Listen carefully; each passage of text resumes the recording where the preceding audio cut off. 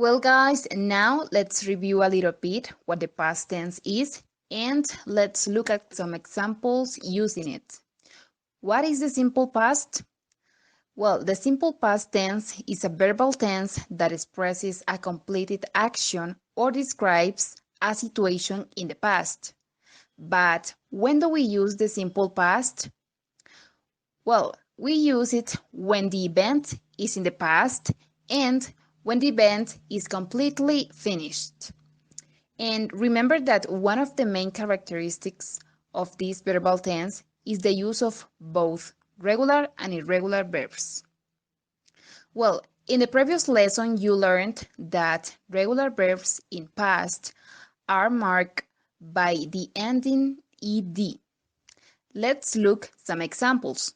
But firstly, remember that there are three forms for using this verbal tense: the affirmative, negative, and interrogative form.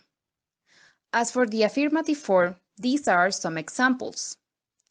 You played basketball with my brother. Susan cooked a delicious food for dinner. As you can see, in this form, we add ed at the end of the regular verbs. Now, some examples using the negative form. My mom did not clean my room. I did not study for the English exam. In this negative form, we use the auxiliary did with the particle not.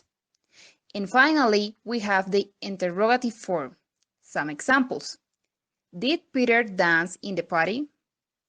Did they work together? So for this form, we use the auxiliary did, but at the beginning of the sentence. And we also add the question mark at the end of the sentence. So it is important that you know this verbal tense and the regular verbs so that you can differentiate them from irregular verbs. That is what you are going to learn in this lesson. So let's start.